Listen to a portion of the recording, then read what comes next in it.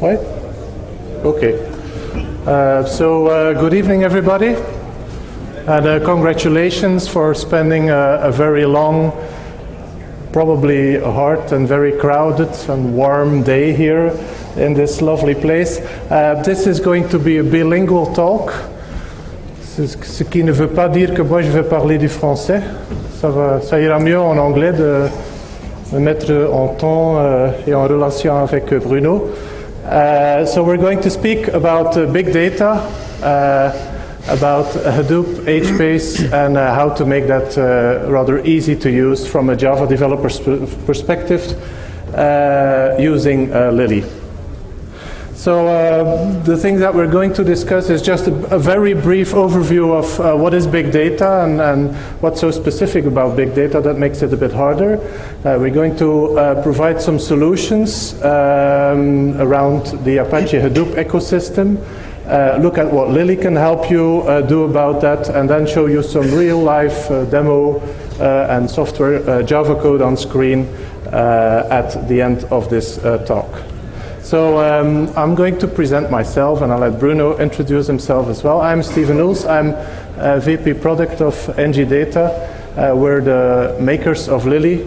Bruno and Sphere and NGData and I are working together on a large project, and we've been sharing a lot of experience with this new technology, and hence why we are presenting this together. So he will come with a lot of hands-on and practical perspective about Lily. I've also been involved for a long time with the Apache Foundation. You can find me on Twitter on my Stephen N address. So very briefly introducing on big data, I think everybody who's here in this room probably knows a bit what the scope of it. I just wanted to point out some interesting, or at least what I think interesting points.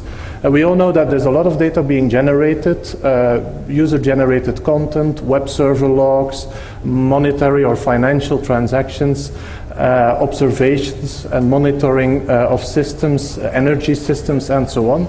A lot of that is both being produced in bulk or in streaming fashion.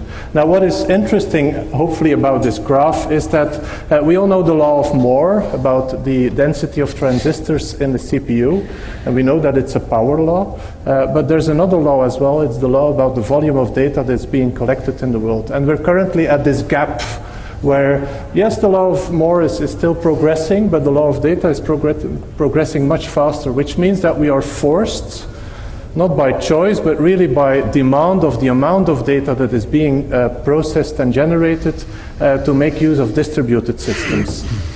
So that's something important to keep in mind. Anything which has to do with big data in our heads has to do with distributed systems. The fact that not the largest server that your budget can buy, the largest server available in your department cannot handle the data anymore is just a matter of scaling out by adding cheap commodity servers, these kind of distributed systems. There's a lot of confusion in my perspective between big data and NoSQL. I think NoSQL and big data have a common area. They both move away from the classic relational database thinking, but a lot of NoSQL systems actually aren't really big data. There's a bunch of classifications out there as well. Probably you've seen these kind of classifications before. NoSQL systems being either document stores such as CouchDB, key value stores such as Redis, row stores such as HBase and Cassandra, or graph databases such as Neo4j. The problem with these systems and these classifications in general, obviously, is that it's a spectrum. It's not that there's one solution for one problem. There's probably a variety of solutions for a variety of problems, which is good for consultants, which they can learn a lot in the time of their clients. But there's no one strong advice that you can give. Obviously, this is also an ecosystem which is still very much evolving well, there's still a lot of evolution to be expected there. I think from a Java software engineer's perspective, distributed systems, not only for Java, but for all programming environments are quite hard. There's a lot of things which suddenly come into play when a lot of components in your architecture have to work together across a network, which is a very, very different environment than what we're used at, which is application server, relational database, some kind of like presentation layer, and that's it. You have the issue of coordination and locking, which becomes much harder if, for instance, your network doesn't prove to be as stable as you want it to be, which happens quite a lot. There's this discussion between single point of failure systems. You don't want to use a system which uses hundreds of servers, but there is one server which, if that one goes down, the other 99 servers cannot operate anymore. But there's another aspect there, which is what I call the single point of scale. So you have a really big server farm, and then in front of that you have a firewall, and then that firewall isn't made redundant and has a certain limited throughput capacity, which effectively limits the point of scalability of your entire cluster which sits behind it. Having to manage 10, 50, 100, 500, thousands of servers together is a job on its own. It's really a requirement to be in like a full DevOps mode there, to be talking with infrastructure people, with software architecture people together when designing a project, when designing an application, because having to deploy a new version of your software and to configure that in the same time on the hundreds of machines is really a nightmare on its own. I find it really interesting that, for instance, a company like Twitter, they use for their software upgrades, they have thousands of servers, they use torrent soft technology. So basically they have a big tarball which contains all of their application code, and copying that tarball across is really too hard for the network. So they use torrent technology, peer-to-peer piracy technology basically, because that has apparently a better differencing mechanism, and that it's able to spread out software updates much faster. So let's focus a bit on Apache Hadoop as a big data solution there. I think that the simplest drawing that one can make about Apache Hadoop is basically you have a bunch of commodity servers, and you're going to share the disks among these servers, and this will be your Hadoop distributed file system, HDFS. You will share the CPU across all these servers by using the MapReduce programming paradigm, and you will share the RAM across these servers, so read access but also random access to your data with a technology built on top of HDFS, which is called HBase, which will be a major topic of our talk.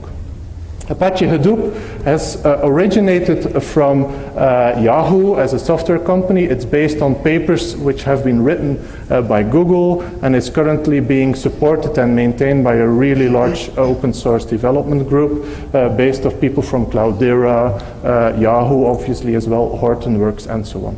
It consists of a variety of different projects, much too large variety to really go into deep detail.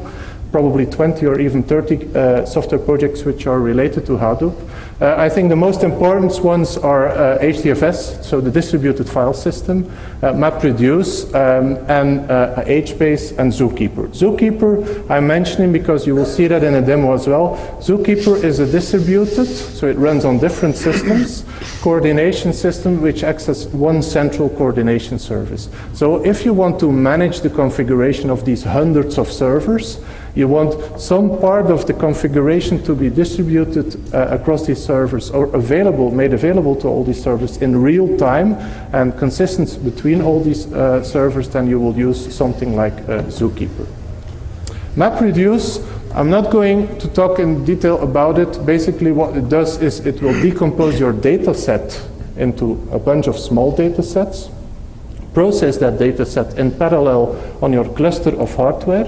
MapReduce basically provides job control and a bunch of common APIs to bring data into and get data out to. But basically it's a very simple software development paradigm allowing you to make full use of the parallelization possible in large-scale clusters.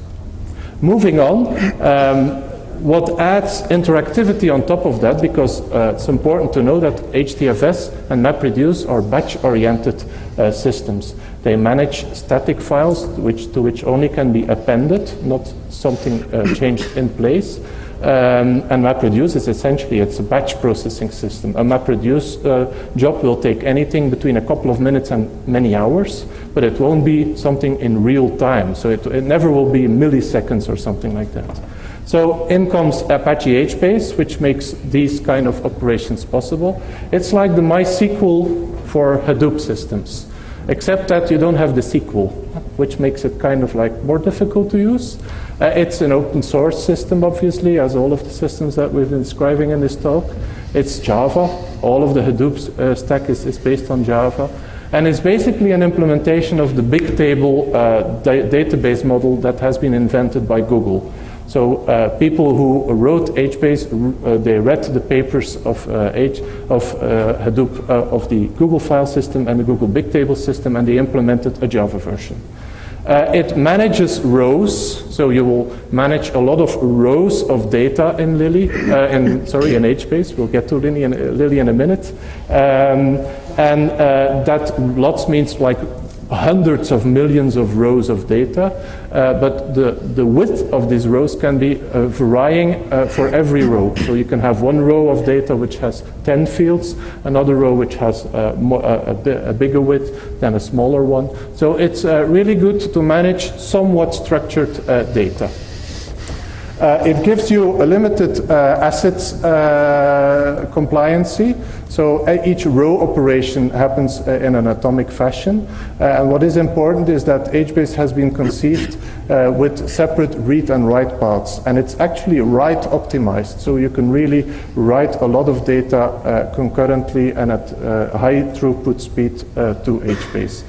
Reads obviously are equally fast, but it's very decoupled paths, which is kind of different with the classical design of relational database systems.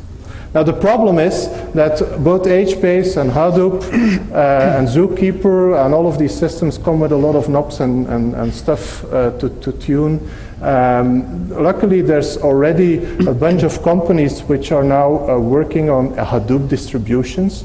Very similar to what you had with Linux. Linux was basically a kernel and then a lot of programs, little applications around it, and in came Red Hat and Debian, who said we're going to make a distribution out of it in order to make it manageable. Companies like Cloudera, companies like Mapper and Hortonworks are currently working on a Hadoop distribution which makes installing it and managing it a lot easier. One thing that doesn't exist in HBase is a data schema, which is kind of like hard if you're used to working with schemas, and everybody who has been working once with relational databases knows quite a lot about schemas and schema managing, which is kind of like interesting because it's a kind of like contract in your application design. It offers fairly low-level APIs, HBase, and it doesn't have any indexing or querying built in. So you can bring a lot of data into HBase, but it's kind of hard to find it back. So that's where we created a project which is called Lily. It's a big data repository, so it presents itself as a data management system, which is equally fit for structured, semi-structured, and non-structured or little structured information. It comes with a schema management layer on top of that, and it offers indexing and search together with, obviously, the storage facility that HBase already has, and which it does in combination with Solr. It also, we're a Java software engineering company, so we care a lot about Java software engineers in general, because we're ones ourselves. So it comes with a Java-friendly native API, but also a REST API to connect to other development environments. Storage is happening in HBase. We have our own indexing system, which basically indexes all the data which is stored in HBase into Solr. We have some happy news about Lily today, because we just launched Lily 1.2 effectively today. It actually was meant for a couple of days ago, but then there were some issues with Maven repositories and such. So, but Lily 1.2 is just out since today. Very briefly, what are the concepts of Lily? You're going to store records in Lily, and records consist of fields. Records will be validated against record types, which is your schema facility. Record types will consist of field types, and field types will consist of value types. Why these value types? Well, basically the only thing that you can store in HBase are bytes. There's no date, there's no date time, there's no string boolean, the things that we usually use. So we added all these things in Lily. I've provided you with the list there, but also some more interesting value types, such as a link type, to describe relations between records which are stored in Lily. So that you can use a big data system as if it is some kind of like relational data management system. If you look at indexing, indexing is configuration based, so you don't have to write actual code to do the indexing. The system will do that for you, and it will do that both in batch and interactive. The problem with big data systems is that you cannot simply expect to have an ad hoc query language available. All of your queries need to be thought of beforehand, and your indexes need to be maintained to be able to answer these queries. So if you change your mind, and people do change your mind, you will have to regenerate your indexes. You will be doing that in batch, but we offer a bunch of management around that so that you can have both interactive index maintenance and batch index regeneration happening in parallel.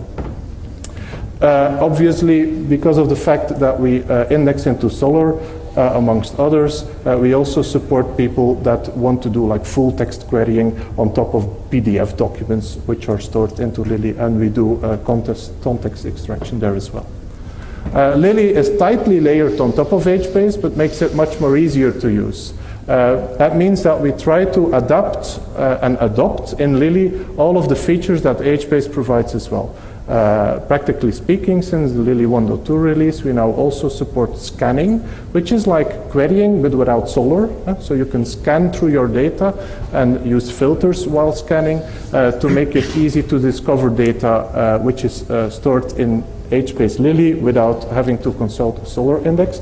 Obviously, also we have a high-level MapReduce interface available running on top of Lily so that you can do batch processing on top of all the data. On top of all the data, what we typically say is that you're going to use Lily if you know that your data set will be higher or bigger than what you can store in a single server. So you basically want to have a big data set before you go with Lily. We also are working on secondary indexing support to have HBase native indexing integrated with Lily as well. But that's enough about the theory of Lily. So summarizing, Lily is a data management system which offers indexing and search. We're also working on a recommendation engine which will be integrated with Lily, which we hopefully be able to present next year. But I'll hand over the mic now to Bruno, who's going to show us a little demo based on Lily as well. Thank you.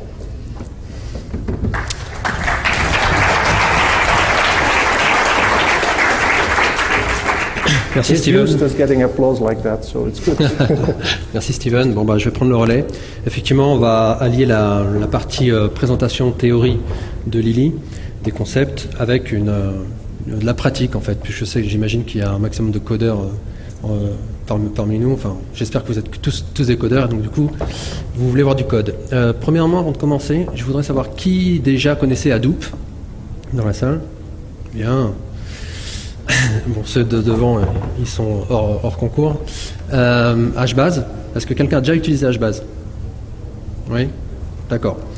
Bon, pour ceux qui ont déjà utilisé HBase, vous allez voir que vous allez voir le niveau de simplicité qu'il y a à utiliser Lily. Dans l'application qu'on va voir, on n'a pas fait compliqué. On a pris une application qu'on aurait pu publier, bon, par manque de temps. Par coordination, on ne l'a pas fait, mais pour une application de vote sur les conférences. Donc, comme l'a expliqué Steven, dans Lily, c'est une base de données Big Data semi-structurée. Donc, on a des métadonnées. Comme il vous l'a présenté, enfin, c'est vrai que c'était un slide, c'est passé rapidement. On gère la notion de field type et de record type. Si on peut faire un parallèle avec les bases qu'on connaît dans le monde relationnel, on va parler de colonnes et de tables. Bon, j'aime pas trop faire le parallèle parce que c'est vrai, comme l'a dit Steven, des fois il faut casser un peu les modes de pensée et penser big data et non plus penser relationnel, mais bon, ça va vous aider à comprendre les choses. Donc, dans l'exercice, on va créer un schéma, donc, dans lequel on va avoir la notion de conférence, donc avec un titre, une description en speaker et un type de conférence. Et à cette conférence-là, on pourra lui associer un vote. D'accord? Enfin, n votes. Donc ça, c'est pour comprendre l'exercice. Là, tac. Donc, premièrement, eh bien, sous vos yeux ébahis, nous allons démarrer Lily. Alors, Lily, comme vous l'a expliqué Steven, qu'est-ce que c'est? Ce n'est que, j'allais dire une bêtise, c'est une super surcouche au-dessus d'HBase. D'accord? Donc, qui dit HBase dit HDFS, Hadoop, Zookeeper, toute la stack. Donc là, effectivement, on démarre tous les process qui vont bien pour avoir Lily up. Alors évidemment, là, l'exercice se fait en local, hein, d'accord, sur ce qu'on appelle le Lily Embedded. Donc on a un mode dans Lily qui nous permet de démarrer Lily dans une seule VM, tout packagé, avec HDFS, HBase et Zookeeper qui sont instanciés. Voilà, donc là, ce qui vous est dit, c'est qu'on peut déjà utiliser les API, ce qui vous a été dit aussi dans le speak de Steven, c'est que Lily, on peut l'attaquer aussi par des API. On va voir les différents types de manières de consulter Lily. Alors, il faut savoir aussi une chose, c'est que dans Lily, il y a le mode serveur et le mode client. Je vous le donne dans le mille. Quand on va utiliser Lily, nous, on va se mettre dans le mode client. Donc, on va instancier dans un premier temps un Lily client. C'est ce qui vous est dit. C'est ce que vous est dit ici au démarrage. Vous pouvez, là, il est up. On peut commencer à utiliser Lily dans le code en instanciant un Lily client. Nous, on va voir comment ça a été créé au niveau de l'application. L'application de démo, elle a été créée dans le même esprit que pléthore d'outils ou de frameworks, et comme Lily, en API REST. C'est-à-dire que là, on va utiliser l'appli en utilisant des API REST. Donc, on va voir le code par la suite, mais on va démarrer l'application. Donc, c'est un WAR qu'on déploie dans Jetty via Maven. Ok, c'est up. Donc là, on a Lily qui est démarré, et on a notre application. Ok, super. Enfin, j'espère que jusque-là, tout le monde suit. Personne ne dort. C'est bon. Alors, comme je vous l'ai dit, là, on a créé... pardon, excusez-moi. Je vais vous montrer, par contre, le schéma qu'on va créer. Alors... S'il te plaît, Steven. Tac. Tout le monde... Tac. Alors, voilà. Je ne sais pas si tout le monde voit... Est-ce que tout le monde voit? Oui, même ceux du fond? D'accord, parfait. Donc, comme je vous l'ai dit tout à l'heure, au même titre qu'un schéma de base de données relationnel, dans l'exercice, on va utiliser le formalisme JSON pour insérer notre méta-schéma, enfin nos métadonnées. D'accord? Premièrement, on a créé ce qu'on appelle un namespace. Au même titre si on fait le parallèle avec Java, un paquet Java. Et on lui donne un alias, vote. Dans le formalisme JSON, on a toujours la même structure. On donne un namespace, on crée les field types, d'accord? Et après, on va créer les record types en fonction des field types qu'on aura précédemment créés, d'accord? Donc, là, je crée le field type titre, title, de type string, et qui, lui, va être versionné. On va voir quelle est cette notion de versionning. Idem pour description, speaker, conférence type, Donc, précédemment, on n'avait que du string, super, enfin, rien de bien sorcier. Par contre, là, Steven, vous avez parlé de la notion de link. Je ne sais pas si vous aviez fait attention, mais la notion de link, ça permet que du coup, on va pouvoir faire le lien entre notre record type, notre contenant conférence, avec le vote. D'accord? On va voir comment par la suite. Donc, rappelez-vous, ce field type s'appelle conférence avec S. On en a un autre, notation avec integer, remarks, string. Là on passe au record type. Une fois que j'ai créé mes field type, donc j'ai un dictionnaire de champs, de field type, et je vais pouvoir faire de la composition et créer mes record types en fonction. Donc là, j'ai un premier record type qui est conférence, dans lequel je vais mettre dedans, le lier avec title. Je lui dis que là, il est mandatory, et description, speaker et conférence type. Ok, j'ai créé mon premier contenant conférence. Le deuxième, vote, avec conferences, donc c'est là où j'insère le field type client, qui lui est mandatory.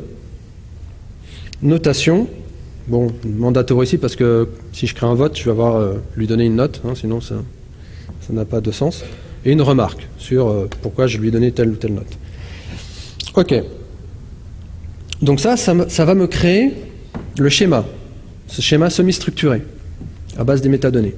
Après, derrière, toujours dans le même formalisme de JSON, enfin du Lily JSON, je peux commencer déjà à créer des instances de ces métadonnées.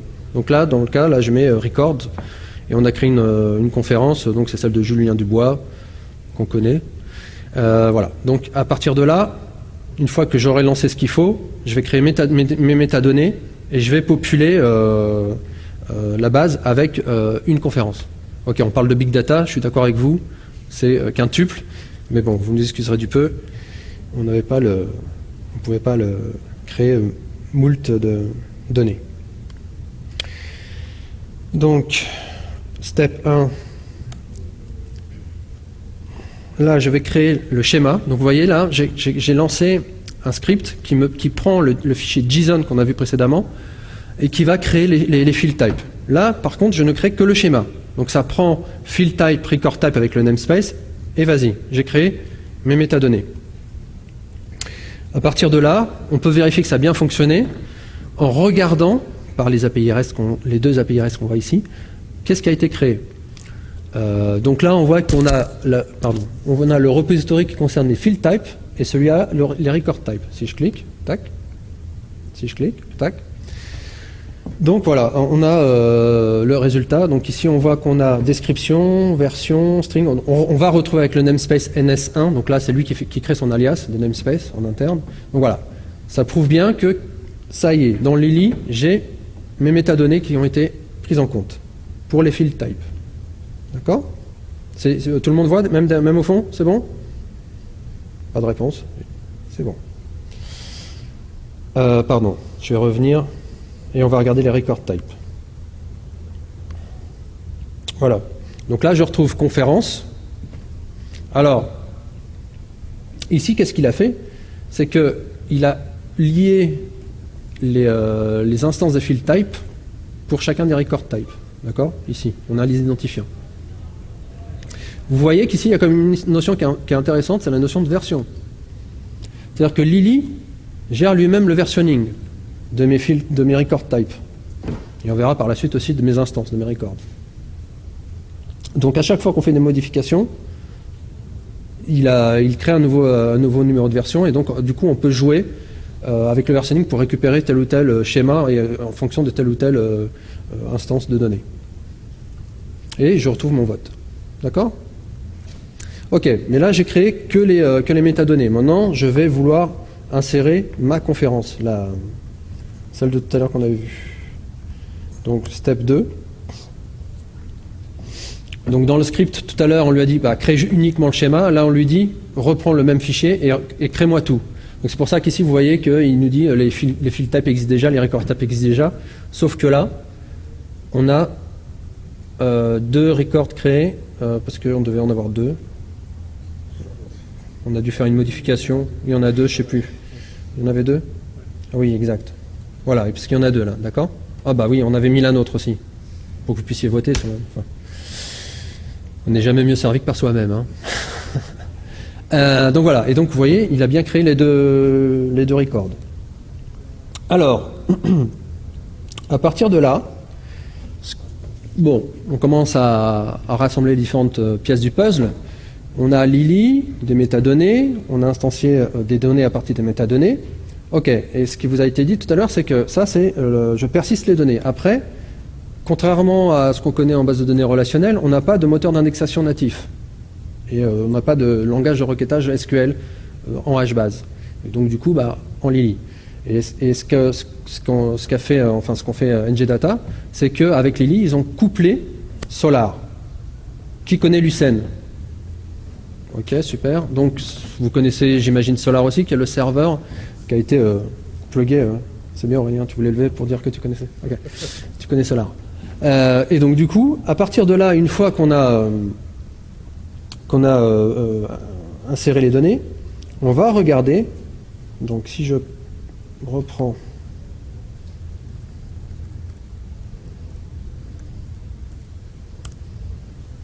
voilà, donc ça c'est la console d'administration Solar.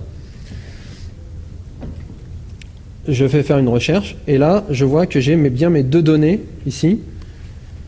Si on regarde,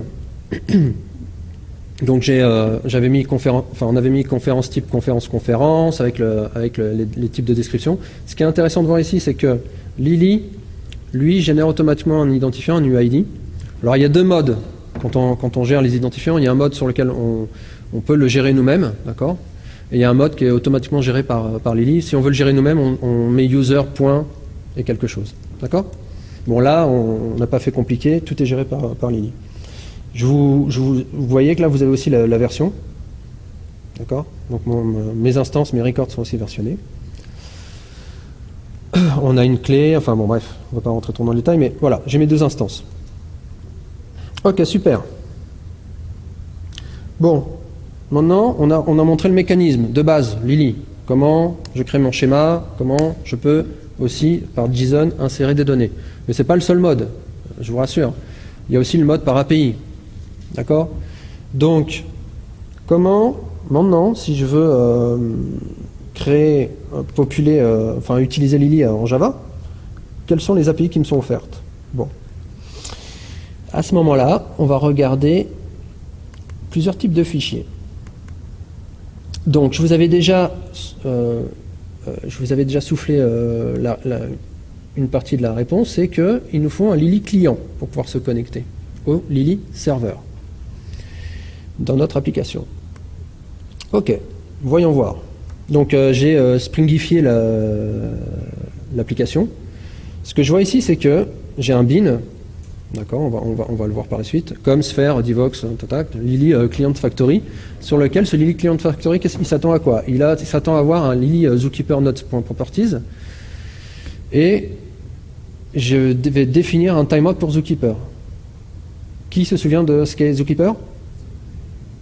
Ok, non. Alors Zookeeper, c'est l'orchestrateur. C'est effectivement, comme on est dans un système distribué, HDFS est le système de fichiers distribués, HBase, base de données distribuée, ainsi de suite. Il faut bien un orchestrateur entre toutes les différentes instances de serveurs, d'accord, pour orchestrer tout ce beau monde. C'est Zookeeper. Donc c'est pour ça que une des premières choses qu'il faut donner à Lily, c'est ok, quels sont les serveurs Zookeeper que je vais utiliser.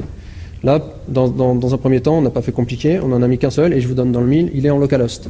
Localhost 2180, c'est le port par défaut de Zookeeper. Donc à ce moment-là, je vais donner à Lily client le type de Zookeeper que j'utilise.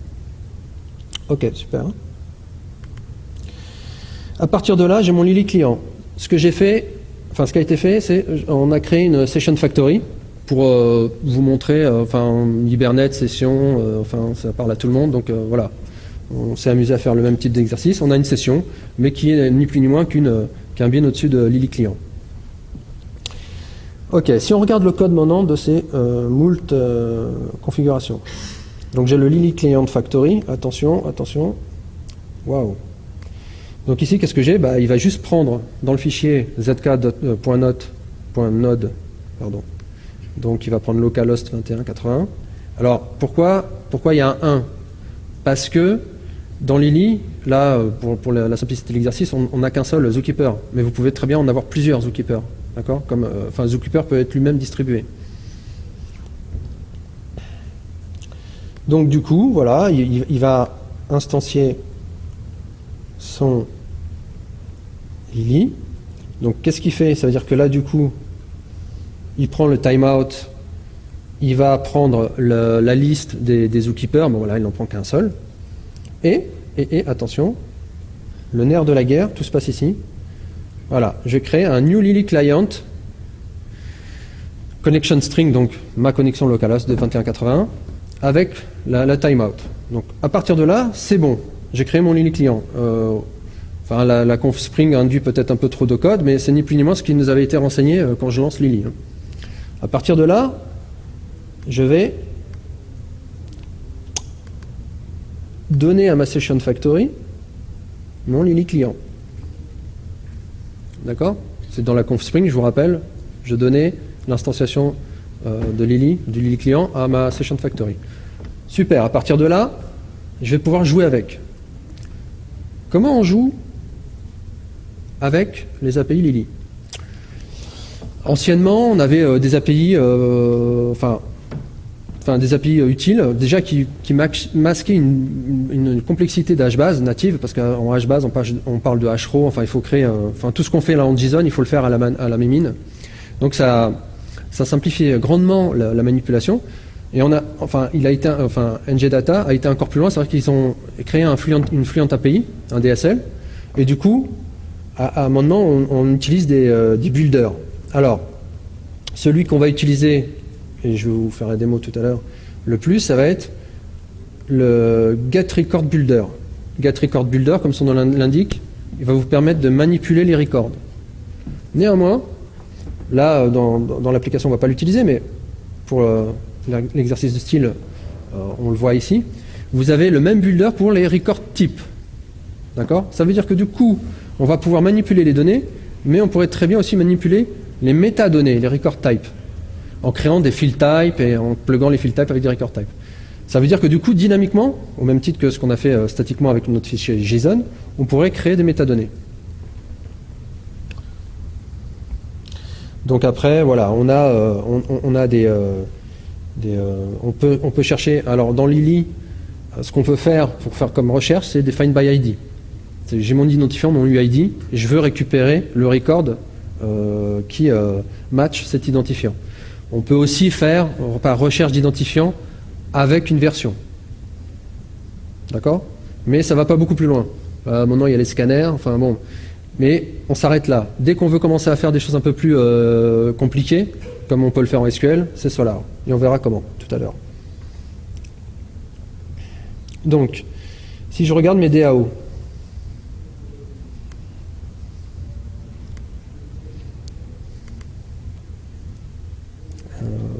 pardon, je ne suis pas au bon endroit. Hop là. Voilà. Je veux créer, on verra ça comment l'utiliser en API tout à l'heure, mais je veux créer une conférence. Donc mon objet conférence, mon Pojo, comment on fait? F3. Steven, F3. Je ne sais pas utiliser un Mac. Ok, merci. C'est bon? Bon, bah je vais y aller à l'ancienne. Domain. Donc ma conférence, j'ai un titre, un speaker, donc ça reprend, j'ai fait du 1.1, j'ai pas fait compliqué par rapport au schéma. D'accord? Donc, si je regarde ici, qu'est-ce que je fais? Je récupère de ma session le record type, le get builder. D'accord? Donc ça me ramène un record builder, et je vais pouvoir lui dire, ah bah là je vais créer une instance de données à partir d'un type de schéma. Et l'association elle est toujours comme ça, c'est-à-dire que je suis obligé de récupérer le type, enfin le record type en fonction d'un namespace. D'accord?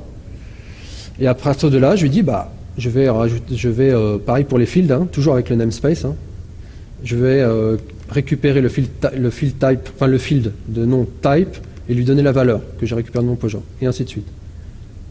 Voilà. Donc ça me permet de créer mon record conférence. Et donc je le crée ici. Voilà. Aussi simple que ça. Si je veux faire un find by ID, on verra l'API tout à l'heure, on va faire la démo. Voilà, bah je récupère une session de ma session. J'ai déjà pré-câblé une méthode, find by ID. Si on regarde le find by ID ici, je lui passe donc l'UID. Le find by ID, voilà, ni plus ni moins, Lily Client, je récupère le repository de Lily Client, et je fais un read avec... alors, comme c'est une string, l'identifiant, j'ai quand même un objet UID générateur qui est de type record ID qui va me créer un record ID. Donc, j'ai un mécanisme qui transforme la string en objet record ID.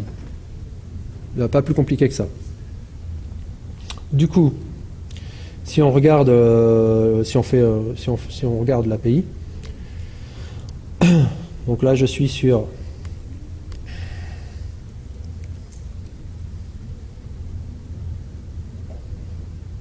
les API, ouais, on verra. Enfin, nous on utilise dans l'exercice RESTlet. Donc là, par exemple, pour récupérer la liste des conférences, on utilise localhost, donc vote divox v1 conférence. Conferences pour la liste des conférences. Donc à partir de là, j'ai pas le bouton. Comment je fais? Ah, c'est bon, il est juste sur le côté. C'est caché en fait, c'est un exercice. Pouf, non, c'est pas le bon V. Tiens, je te laisse faire.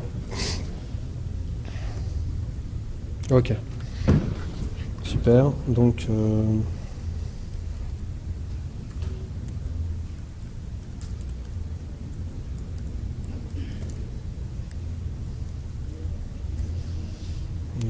c'est...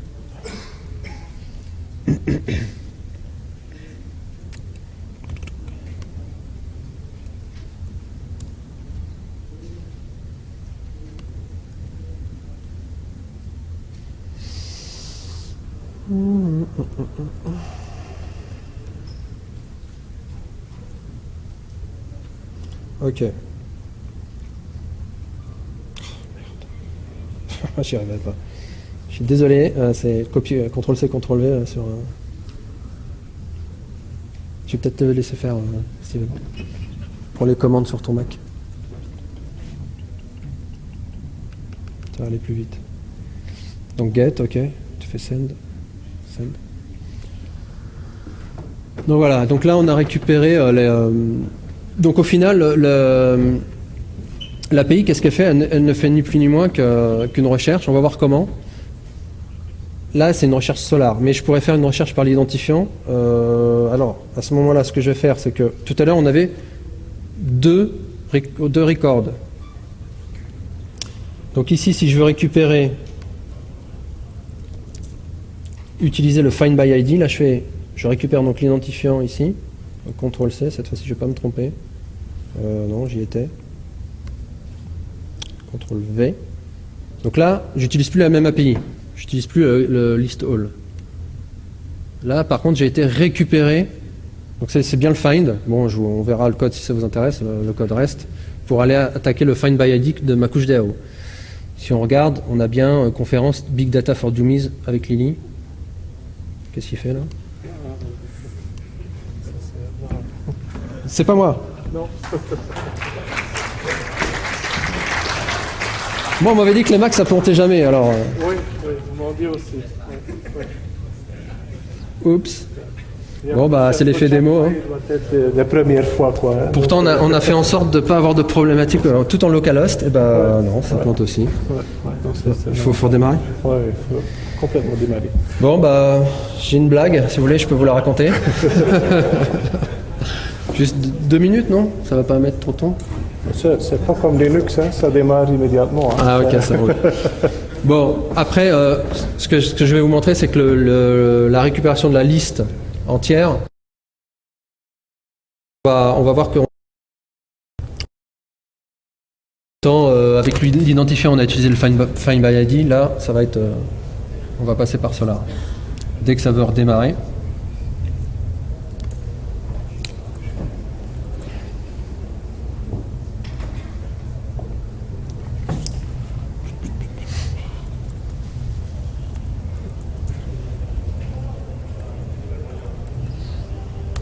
Je crois que je dois pas avoir un bon fluide avec les Macs.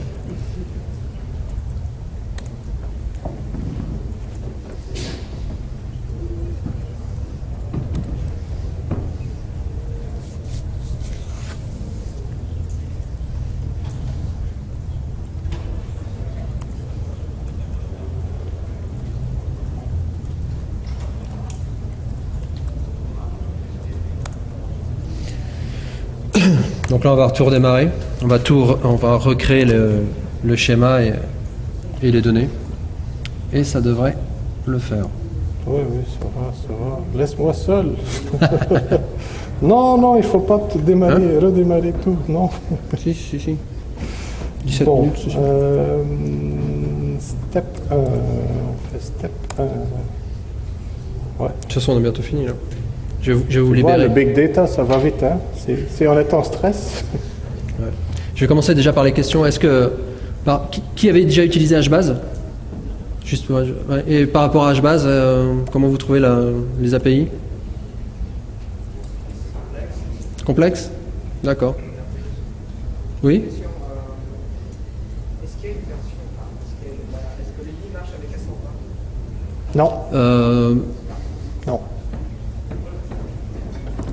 Mais pourquoi cette question? Vous voulez, Ah d'accord, pour savoir si c'était une surcouche de Cassandra par rapport à HBase? Non, c'est vraiment au-dessus d'HBase. Ouais. Une des raisons pourquoi on a... Ce choix est assez principal dans le design de Lily. Une des raisons, c'est que HBase nous donne une opération consistante et aussi le fait que toutes les données, donc chaque record est mis dans un ordre naturel. Hein. Donc ce qui vous donne la possibilité de faire non pas seulement des indexations et des requêtes en utilisant Solar, mais on est en train d'évoluer le système afin qu'on peut faire des recherches en natif en HBase. Hein. Donc en utilisant des index qui bien sûr doivent être aménagés et maintenir comme une façon, une base de données relationnelle, mais assez comparable. Avec Cassandra, c'était beaucoup plus facile, beaucoup plus difficile. Deux autres questions? Oui, là-bas, au fond. Je ne comprends pas.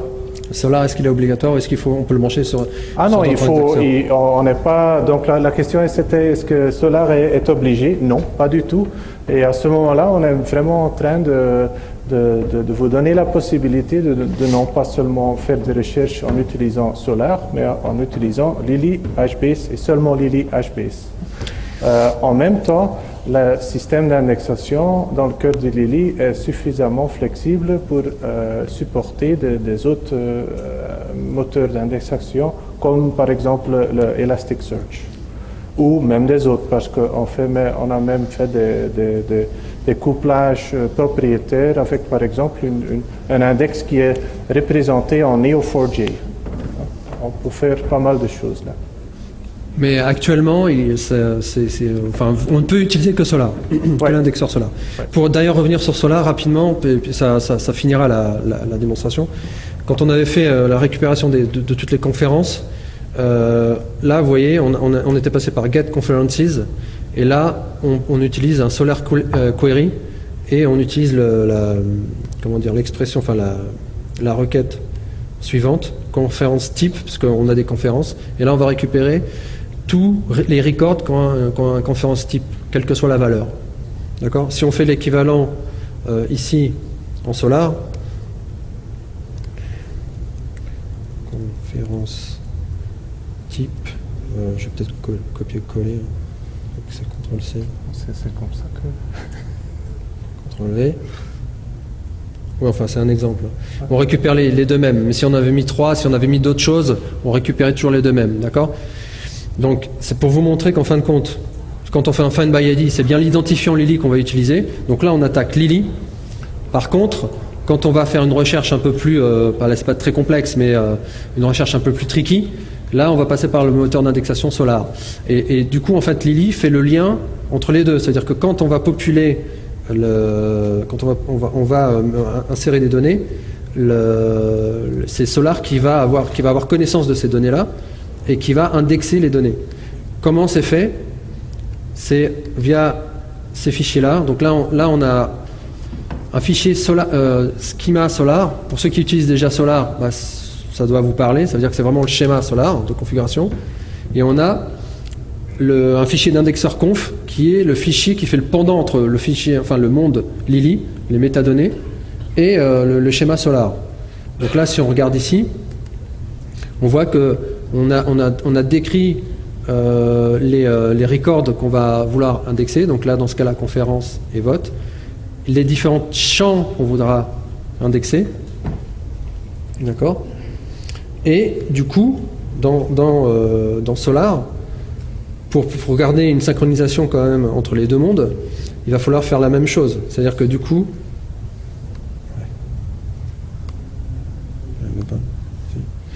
il va falloir, merci, il va falloir ici faire l'équivalent. C'est-à-dire que du coup, entre ce que j'ai déclaré dans mon indexeur et de ce que je vais déclarer dans mon schéma, je vais mettre les mêmes noms ici. Et c'est comme ça que Solar va pouvoir indexer les données Lily et que je vais pouvoir les requêter. Évidemment, si vous ne matchez pas exactement ce que vous voulez requêter, par exemple si j'ai un champ que j'ai dans Lily que je n'ai pas déclaré dans le schéma et ni dans le fichier d'indexeur, vous ne pourrez pas requêter ce champ-là. D'accord ? En même temps, on peut utiliser tout ce qui est les filtres dynamiques en Solar aussi. Donc on peut faire une indexation automatique qui utilise un dynamisme augmenté. L'autre chose qu'il y avait en plus, c'était la manière de faire les liens dans les votes. Donc là, vous voyez, on crée un vote de la même manière qu'on crée la conférence. Et ici, la petite succerie, c'est que je crée un new link et je vais récupérer, je récupère l'identifiant de ma conférence. Donc là, j'ai l'objet record et c'est comme ça, en faisant un new link du record ID de ma conférence, c'est comme ça que je vais lier les deux. Voilà. Et à partir de là, on a bouclé la démo. Je suis désolé pour l'interférence, mais là, vous avez vu le scope de la démo et j'espère que vous avez une meilleure compréhension et connaissance de ce que peut proposer Lily dans cet écosystème. Donc, évidemment, pour ceux que ça intéresse, vous pouvez aller récupérer le code, d'accord, pour vous, disons que ça peut servir d'application blanche pour monter en compétence sur l'outil. Il y aura sûrement dans les jours qui suivent, ce week-end, une partie GUI qu'on n'a pas pu finaliser, manque de temps. Donc c'est pour ça qu'on vous a présenté la chose par API REST. Mais voilà, vous pouvez le télécharger, tout est en local, vous avez les scripts qui vont bien, ceux qu'on a lancés là, vous pourrez les réutiliser. Est-ce qu'il y a d'autres questions ? Est-ce que Solandra avait été étudié ? Solar sur l'application ? Oui, c'est bien été, oui, on a étudié ça. La question c'était que si Solandra avait été étudié. Franchement, il faut dire que Lily est en développement depuis déjà pas mal de temps. Et à ce moment-là, on a réfléchi pendant 2-3 semaines si on n'utiliserait pas Cassandra, tandis que de HBase, mais HBase nous semblait plus fiable, plus robuste.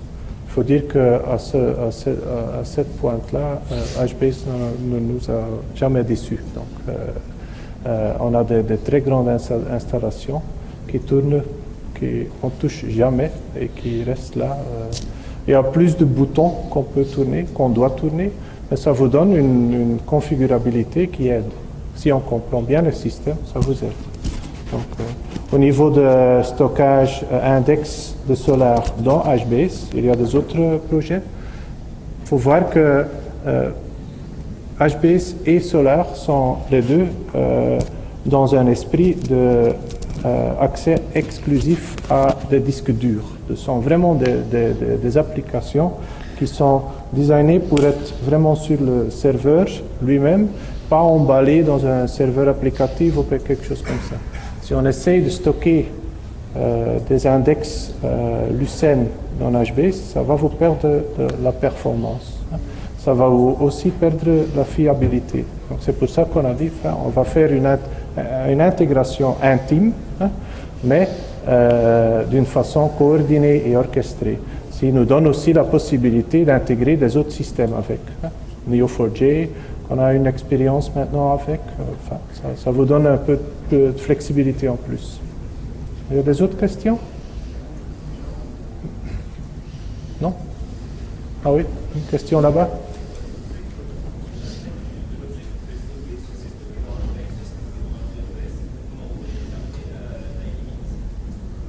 La taille limite. C'est une question sur la taille limite des objets qu'on peut stocker ou